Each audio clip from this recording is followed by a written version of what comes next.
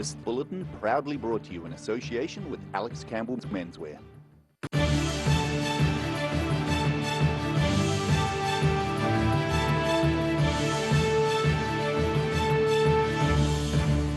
Tonight on The South Today, the Southern DHB and Public Health staff have set up a COVID-19 vaccination station in a vacant Dunedin shop. An historic Dunedin building was saved by firefighters over the weekend. And Kakanui residents recently took the opportunity to learn more about their volunteer firefighters.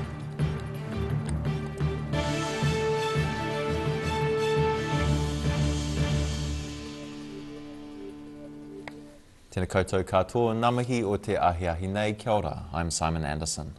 In just a week, from planning to the start of business, the Southern District Health Board and Public Health staff have set up a base in Meridian Mall in central Dunedin.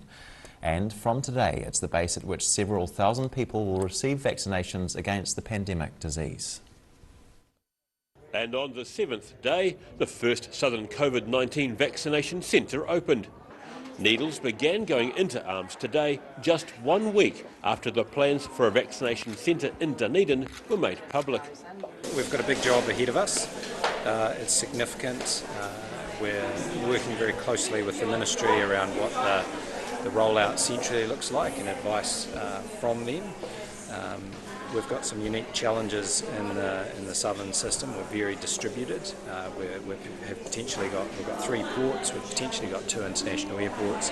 So there is some complexity around that first tier of border workers. The Southern District Health Board has leased the former H&J Smith department store for a year. And today, 6 vaccinators and an administration team began injecting the first of 2 doses of the Pfizer-BioNTech vaccine to frontline health workers. Dunedin Public Hospital's Emergency Department Clinical Director Rich Stevenson was among the frontline healthcare workers getting vaccinated this morning. Oh look, it's great. It didn't hurt at all, and I think it's fantastic that we're starting to roll out the vaccination programme to frontline healthcare workers. I think it's a really important, fundamental part of us keeping the country safe, and I look forward to moving forwards, feeling slightly a bit more secure than we were before.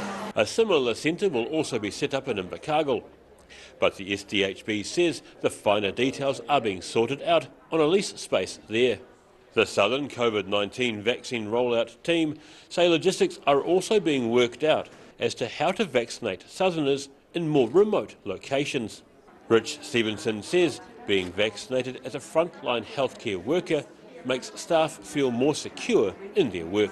I think it's, so I think that's the way to look at it. It's another layer of security. So, whilst if we do have to deal with patients with potential COVID, we'll still do all of the other stuff that we have been doing and we'll be doing around PPE and our procedures and stuff. But this is just another layer of security and making sure that we keep all our staff safe. The vaccine must be stored at an ultra-low temperature, and Southern stocks are being held in a special freezer in Christchurch. More than 570,000 vaccinations are required for everyone aged 16 plus in the south to receive the required 2 doses, 3 weeks apart. In Dunedin, The South Today. After a number of cancellations in recent years due to bad weather and then COVID-19 last year, the South Dunedin Street Festival was back again, bigger than ever. Organisers say quite a lot more people attended this year's event compared to previous years.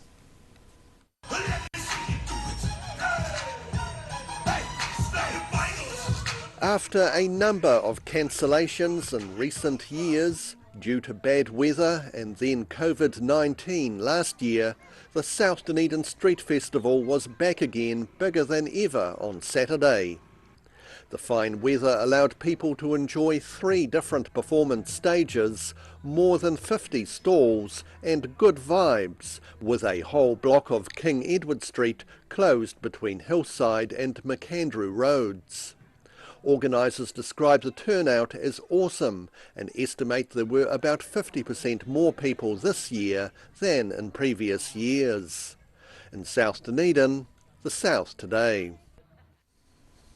Firefighters were able to prevent one of Dunedin's historic buildings from going up in flames over the weekend. The fire in an upper storey of the Imperial Buildings on Dowling Street was attended by crews from across the city. Firefighters were able to extinguish a fire before it took hold of Dunedin's historic Imperial buildings at the bottom of Dowling Street next to Queen's Gardens.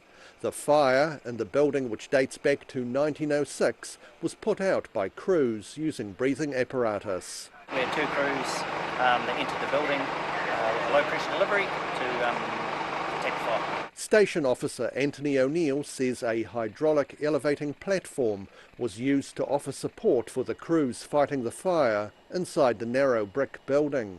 Most fires of a high-rise nature will deploy the ladder and use it as firefighting and also a means of escape for our crews if need be.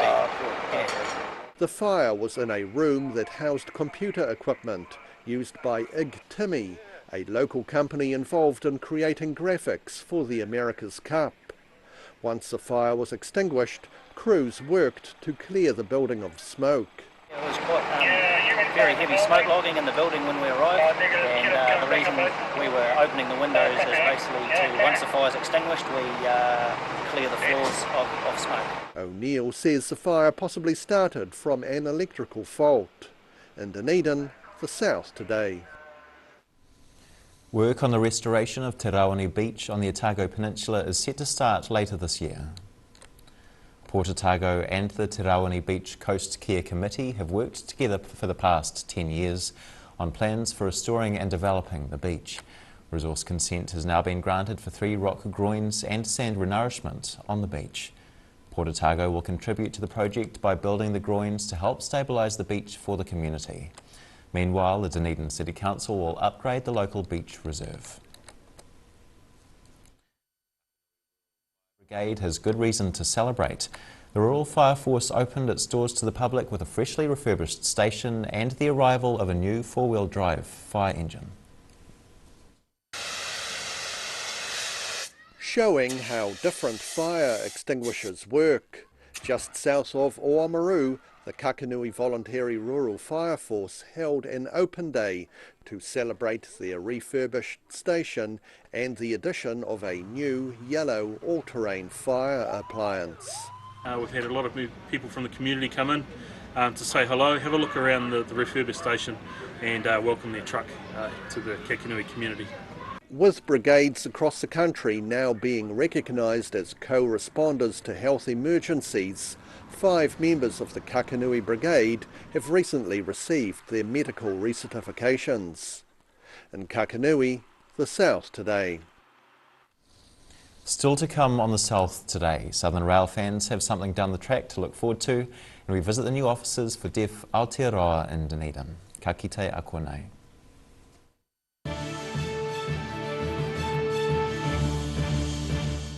Inside are all sorts of innovations from all over China.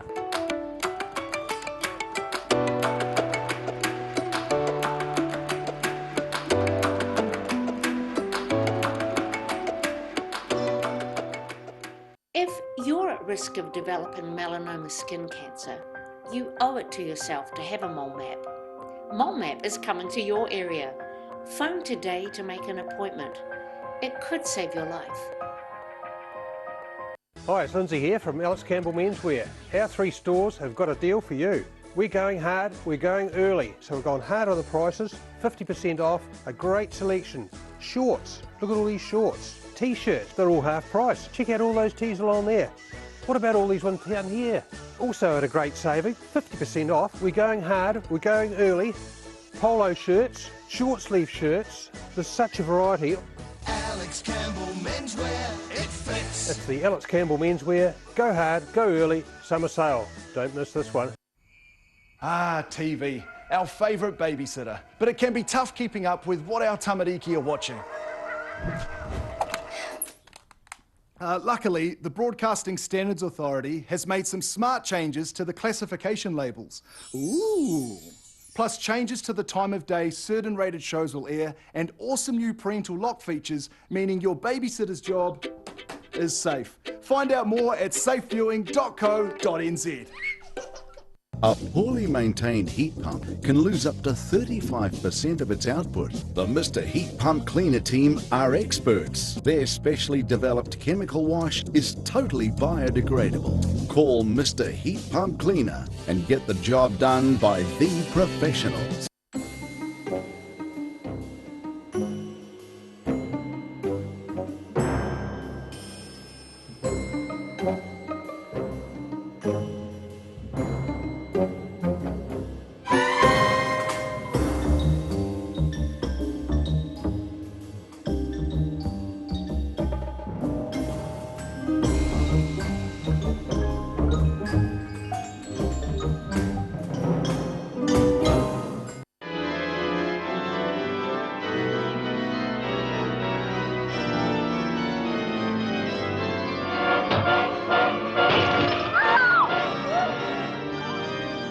Feed me more!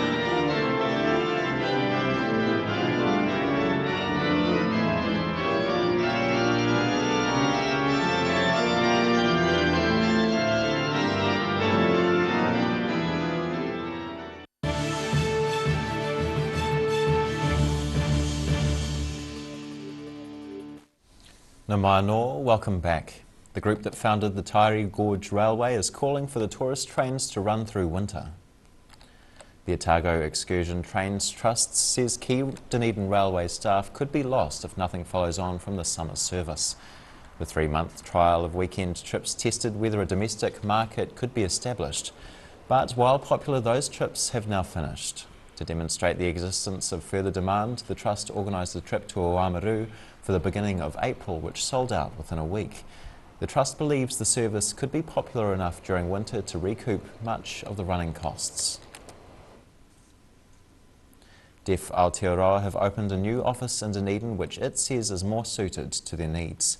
The nationwide organisation has issued a sign language challenge to Civic. Audio in the story is accompanied by sign language translations and captions. Hands raised in a round of applause for Deaf Aotearoa's new Dunedin office after members of the deaf community were welcomed into their new premises. So yeah, we'll move into it today officially, but we've been in since before Christmas.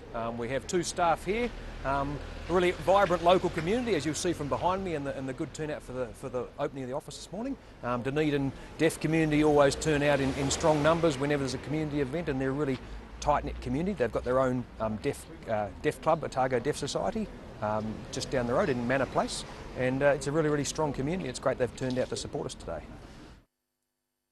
It's more than 40 years since the inaugural meeting of the New Zealand Association of the Deaf took place in Wellington. Deaf Aotearoa CEO Lachlan Keating and sign language interpreter Bridie Strang say the Dunedin office provides a wide range of services for the deaf community, from the very young. The first sign service from 0 to 5 years. We have youth services. We're connecting deaf youth around the region and around the country, making sure they get to know each other, because with low numbers of deaf people, often there's not as many opportunities as we like for deaf people to connect and develop their NZSL, their sign language skills. We have employment support services, placing and supporting deaf people into work. And then we have a Hawara service, which is for a wide range of services and needs in terms of housing, budgeting, counselling and general advice to make sure deaf people can connect with the services and the things they need. The opening of the new office in Moray Place was attended by Dunedin Mayor Aaron Hawkins, who was issued a challenge to take part in the organisation's Leadership Challenge project. And Sign Language Week's a really big event for the deaf community. A really important thing, and hopefully Mayor Hawkins will join in with it, is the New Zealand Sign Language Leaders Challenge, which for the past few years has been led by the Prime Minister, Right Honourable Jacinda Ardern, and she's agreed to lead it again this year. And we'll have around 50 leaders from across the country taking part in the New Zealand Sign Language Leaders Challenge, which is really good and getting global recognition. And in fact, last year the World Federation of the Deaf copied us, and they've now started a global sign language challenge, which happens in September each year. Keating and Strang say the challenge to learn New Zealand's 3rd official language isn't only for the nation's leaders, as workplaces around the country can take part in a workplace challenge to incorporate sign language into regular conversations along with other initiatives. We have many sign language taster classes where businesses and schools and workplaces and so forth have short New Zealand Sign Language taster classes, and that often leads on to staff and people in those organisations having more formal training. The first National Deaf Awareness Week was held in New Zealand in 1983. New Zealand Sign Language Week is due to run this year from May 10th to the 16th. In Dunedin, the South Today.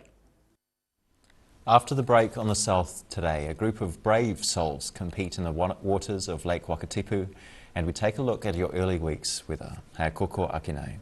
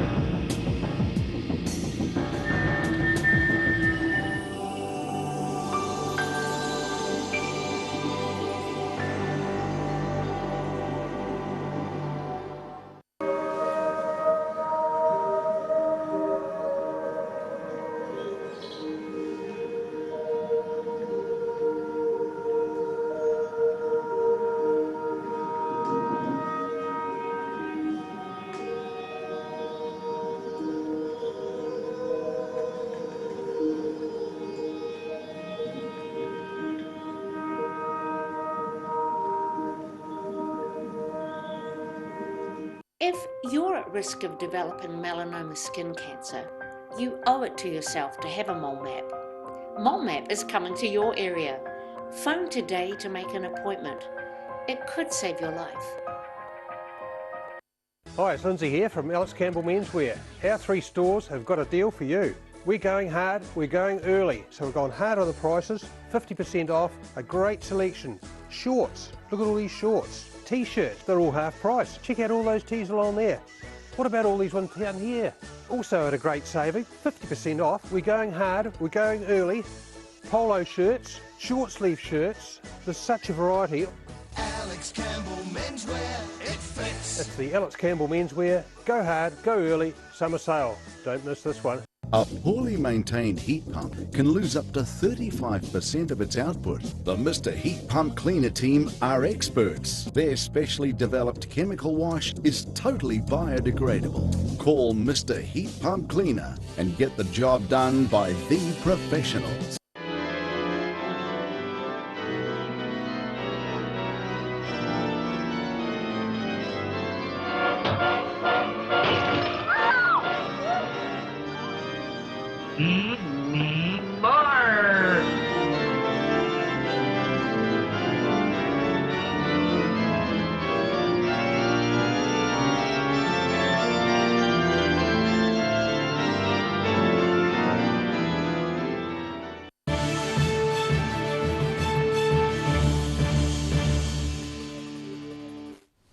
Hoki mai anō, welcome back.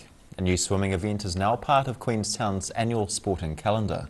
Dubbed the Wakatipu Legend, the event offers competitors 3 different distances to swim in Lake Wakatipu in and around Queenstown Bay. 170 swimmers took part in the first Wakatipu Legend swimming event, which featured 3 distances ranging from 1 to almost 4 kilometres in length.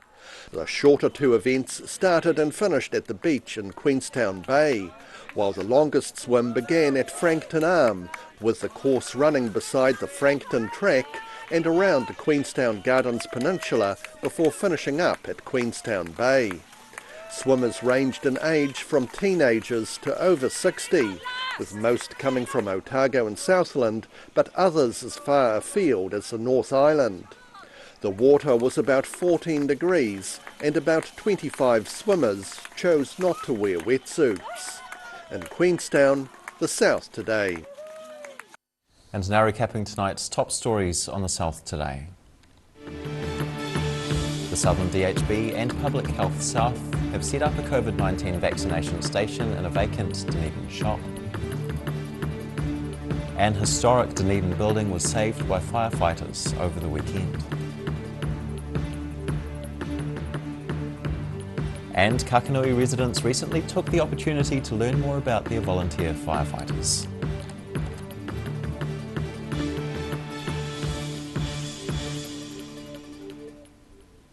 And now for a look at what's happening in tomorrow's ODT, we have editor Barry Stewart with us this evening. Kia ora, Barry. Hello, Simon. You stole our thunder a little bit there about the vaccinations at the former H&J store in the Meridian Mall, but that's going to be a hive of activity shortly. So anyway, you can read more about that in the paper tomorrow, but you've had a taste of it here. But a good story we have tomorrow is half a century ago, 50 years, a frenzied shark attack at a popular Dunedin beach stunned the city. Daisy Hudson spoke to those that were there about the event. We have a survivor, of course, and they just reflect on that day. So it's a good little story. This has never happened to me before, Simon, but I'll just quickly reach down and turn that phone off. Sorry about that. That's terrible. I'm actually, sorry about that. Okay, moving on. Moving on. A judge has ruled a teenager responsible for a double fatal crash in Outram will have all record of the offence wiped. So that's an unusual decision, but there you go. And disappointing news for the Highlanders. Liam Squire. His comeback is over, or at least for now. The loose forward has been ruled out for the rest of the season with a recurrence of a knee injury. Yeah. All right, very good, Barry. Thank you very much. Simon. And now for a look at what's happening in tomorrow's weather.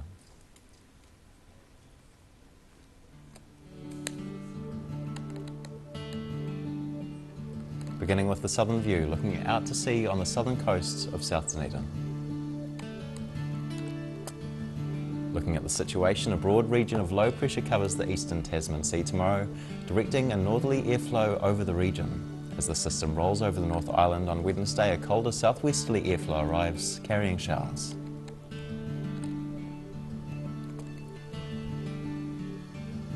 Starting at the northwest of the South Island, the same story for both Westport and Greymouth, partial cloud tomorrow and 19 degrees.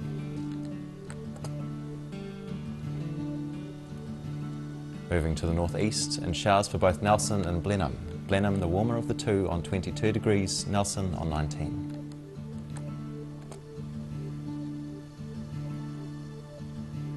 Heading to the Canterbury region, not much variation between the lot. Partial cloud for Christchurch and Ashburton on 18 degrees. Kaikoura, slightly cloudier and very slightly cooler on 17.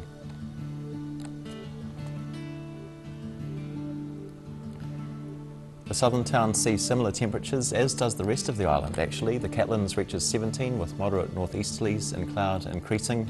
Rain threatens the other towns, all with light winds on 18 degrees.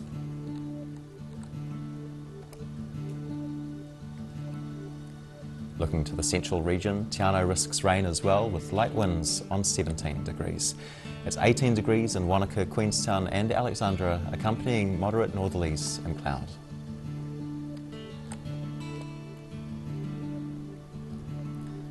To northern towns, those same two numbers, 17 in Oamaru, 18 degrees for Timaru, Twizel and Omarama. Moderate northeasterlies and cloud everywhere in this region.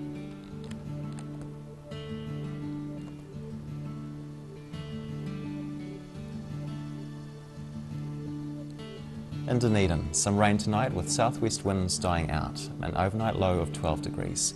Cloudy tomorrow, mostly dry, just a wee risk of light showers at times. Moderate northeasterlies become breezy in the afternoon. We're just shy of the 17-18 club, 16 here tomorrow with an overnight low of 9.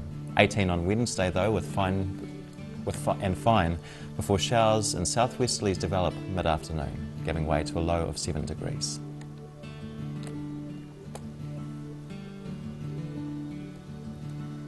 And in Invercargill, showers clearing tonight for an overnight low of 11 degrees. Things start fine for tomorrow before cloud gives way to possible thunderstorms.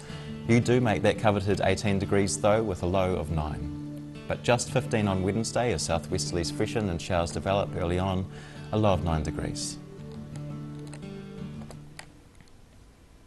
That's the news this Monday. For For the latest news from the southern region, head online to odt.co.nz and follow Channel 39 on Facebook and YouTube. Nō reira, kia pai te pō, ka kite anō.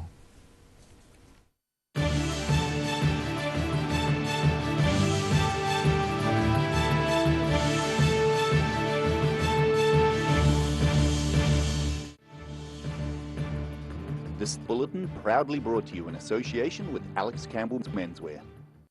Supporting local content so you can see more of New Zealand on air.